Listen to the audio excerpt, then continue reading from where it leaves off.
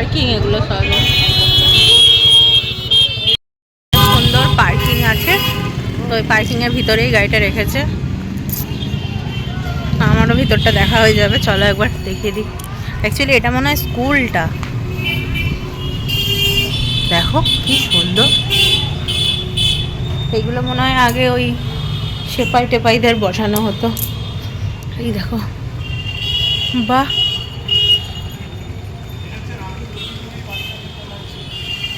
ছিল না, আছে এখনো। এই দেখো, এখন মহারানী জ্যোতির্ময়ী বালিকা বিদ্যালয় হয়েছে প্রাথমিক।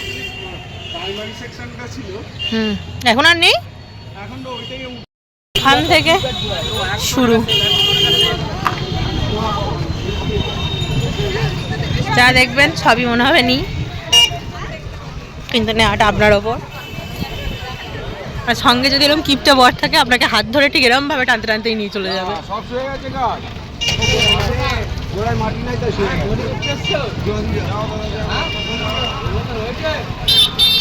দেখছো কত বড় মেলা।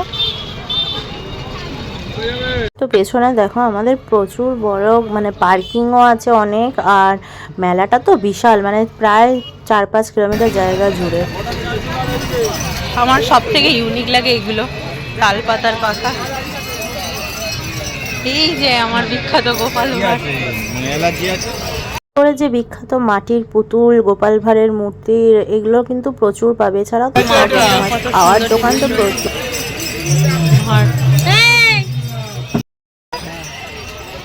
এখান থেকে আমি মাটির বাসন কিনে নিয়ে গেছিলাম।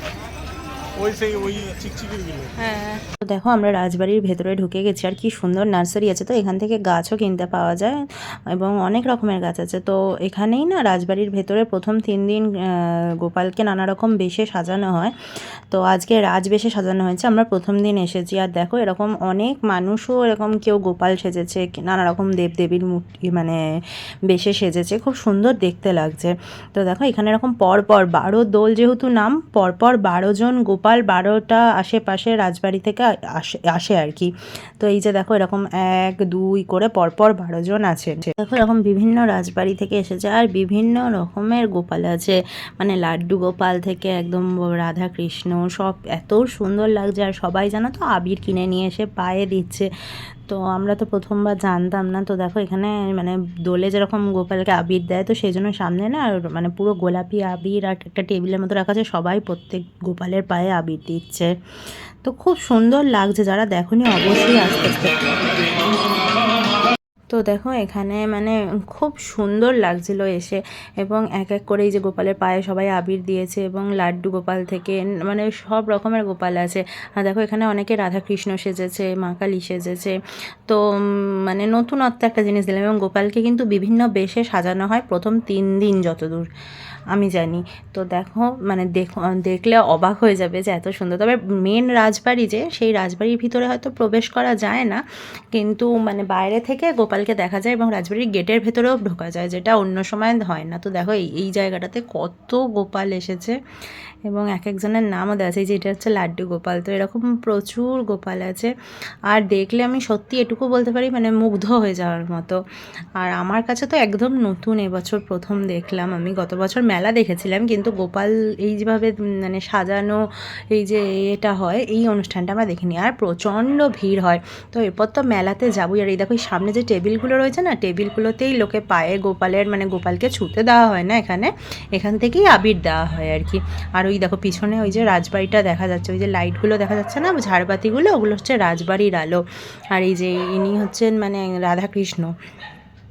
তো দেখো আমার কাছে ভীষণ নতুন একটা। অ্যাকচুয়ালি আমরা যে অন্য সাইড দিয়ে এন্ট্রি দিচ্ছি, সামনের দিক দিয়েও এন্ট্রি নেওয়া যায়। এই দেখো ঢুকে এখানে একটা বড় কুলফি আইসক্রিম এসব। আর এই মেলাটা আজকে পুরোটা শেষ হবে না দেখে, অ্যাকচুয়ালি এতটাই বড়।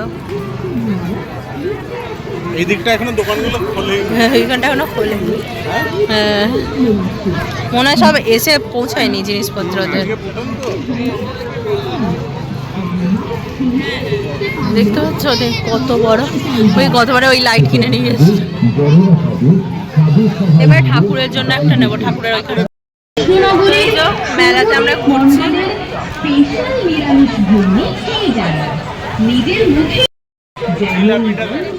জয়গুরু বাঁশকুড়া নয় এই জয়গুরু বাঁশকুড়া চক কি দারুণ বলা যায়। করেছে খাস্তা ভাজা দেখো ভীষণ সুন্দর সুন্দর রাইডগুলো বসেছিল, আর এগুলো দেখলে কি ভালো লাগে না, মনে হয় আবার যদি ছোট হয়ে যাই আবার চাপবো। তো যাই হোক, আর নাগরদোলায় চাপতে না আমার খুব ভয় লাগে। তো তারপরে মেলায় মাস্ট হচ্ছে ঘুগনি, আর আমাদের এখানকার নিরামিষ ঘুগনি এত সুন্দর করে যে কি বলবো। কাস্তাপাড়ার সহদেবে সাইডটা এখনো বন্ধ, এখনো খোলেইনি।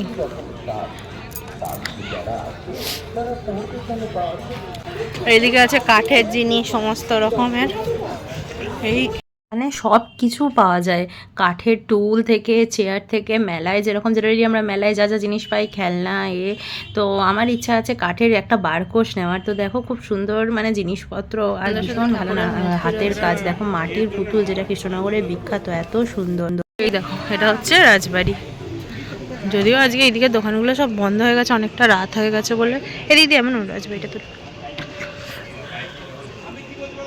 ওই দরজাটা সামনে গিয়ে দেখো রাজবাড়ির বাইরেটা এত সুন্দর লাইট দিয়ে সাজিয়েছে না, কি বলবো, মানে প্রচুর, আর দোকানও বসেছে প্রচুর। তবে একটাই কি হয়েছে, যেহেতু প্রথম দিন ছিল সব দোকানগুলো বসেও নি, আর অনেক দোকান বন্ধও হয়ে গেছিলো। তো তোমরা যদি যেতে চাও একটু সন্ধ্যের দিকে যেও, দারুণ লাগবে দেখতে। তো ওই সাইডটা ঘোরার পর আমরা এই ধারে চলে এসেছিলাম, আর এই ধারটা যথেষ্ট ভিড় ছিল এখনও। আর এবার তো ফিরবো।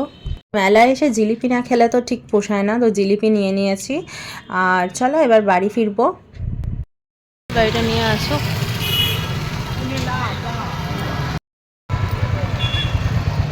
কোন দিকে যাবো? তো দেখো এবার বাড়ি ফিরবো, তার আগে এখানে এক জায়গায় শীতলা মায়ের পুজো হয়েছে, তো সেটাও দেখে তারপরে বাড়ি যাব। আর অনেক জিনিস কিনেছি, তো তোমাদের নেক্সট যে ডেলি ব্লগটা দেবো সেখানে দেখাবো। আর এখানে ব্লগটা কেমন লাগলো, কৃষ্ণনগরের বারোদোলের মেলা অবশ্যই তোমরা দেখতে এসো। আর ব্লগটা কেমন লাগলো অবশ্যই কিন্তু কমেন্ট করে লাইক করে জানিও। ব্লগটা ভালো লাগে চ্যানেলটা প্লিজ অবশ্যই লাইক করো, শেয়ার করো, কমেন্ট করো আর সাবস্ক্রাইব করো। দেখাবে নতুন একটা ব্লগে। Tata, good night.